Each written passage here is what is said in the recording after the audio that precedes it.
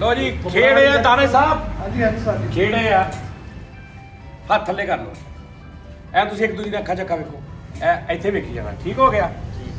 ਹੁਣ ਤੁਸੀਂ ਫੁੱਲ ਫਨੀ ਮੂੰਹ ਬਣਾਉਣੇ ਆ। ਮੈਂ ਕੱਪੜਾ ਪਰੇ ਕਰਨਾ, ਜਿਹੜਾ ਪਹਿਲੇ ਹੱਸ ਪਿਆ ਠੀਕ ਹੈ। ਉਹ ਹਾਰ ਗਿਆ। ਚਲੋ 1 2 3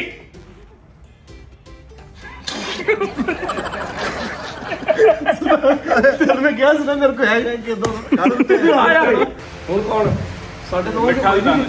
ਚਲੋ ਆਓ ਜੀ ਮਿੱਠਾ ਸਾਹਿਬ। ਤੁਸੀਂ ਢੀਠ ਆ ਬੇਟਾ ਉਹ ਮਿੱਠਾ ਸਾਹਿਬ ਆਓ। ਅਸੀਂ ਪੈਂਡਿੰਗ ਆਓ ਜੀ ਦਾਣਾ ਸਾਹਿਬ। ਪੈਂਡਿੰਗ ਤੇ ਨਹੀਂ ਤੁਸੀਂ ਹੋ ਗਿਆ ਸਾਰਾ ਕੁਝ ਤੁਹਾਡਾ। ਅੱਛਾ ਬਹੁਤਾ ਨਾ ਇੰਜ ਵਿੱਚ ਨਹੀਂ ਵੰਡਣਾ ਚਾਹੀਦਾ ਸਾਡਾ, ਥੋੜਾ ਫਾਸਲੇ ਤੇ ਰਹਿਣਾ। ਅੱਛਾ ਹੱਥ ਵੀ ਇਸਤੇਮਾਲ ਕਰ ਸਕਦੇ ਹੋ। ਨਹੀਂ ਨਹੀਂ ਮੂੰਹ ਬਣਾਉਣਾ। ਮੂੰਹ ਹੱਥਾਂ ਨਾਲ ਥੋੜਾ ਜਿਹਾ ਚਲੋ ਚਲੋ ਚਲੋ ਇਹਨੂੰ ਗੇਮ ਦੇ ਅਸੂਲਾਂ ਦਾ ਨਹੀਂ ਪਤਾ, ਅਸੀਂ ਵੇਖੋ ਖੇਲਦੇ। ਚਲੋ ਜੀ ਅੱਗੇ ਆਓ। 1 ਜਦੋਂ ਮੈਂ 3 ਕਵਾਂ ਤਾਂ ਮੂੰਹ ਬਣਾਉਣਾ ਵਾ। ਜਦੋਂ ਮੈਂ ਕਵਾਂ ਨਹੀਂ, ਜਦੋਂ ਮੈਂ ਕਹਣਾ 1 2 3 ਤੱਕ ਤੁਸੀਂ ਮੂੰਹ ਬਣਾ ਲੈਣੇ। 3 ਤੋਂ ਬਾਅਦ ਮੈਂ ਚੁੱਕ ਦੇਣਾ। ਚਲੋ ਜੀ ਸ਼ੁਰੂ ਬਣਾਉਣਾ ਸ਼ੁਰੂ ਕਰੋ। 1 2 3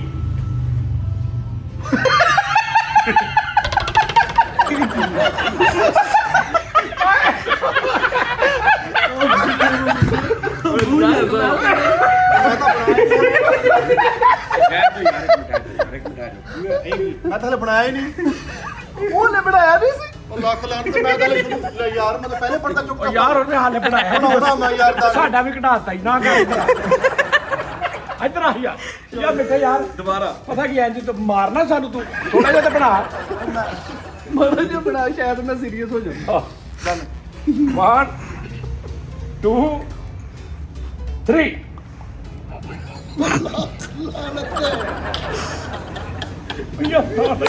ਕੀ ਸਾਜੀ ਇਦਾਂ ਬਰੇ ਉਹ ਮੇਰੇ ਮੋਰਾ ਇਦਾਂ ਲੱਗਦਾ ਬੁੱਢਾ ਪਾਗਲ ਹੋ ਗਿਆ।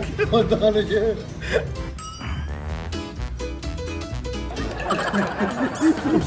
ਮਿੱਟੇ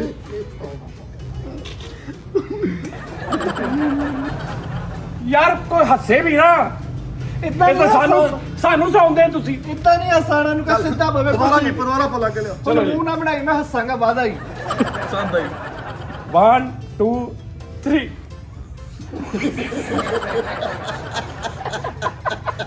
ਉਹ ਮਰ ਗਏ। ਉਹਦੇ ਵੇਖਣਾ ਵਾ, ਉਹਦੀ ਅੱਖ ਚੱਕ ਪਾ।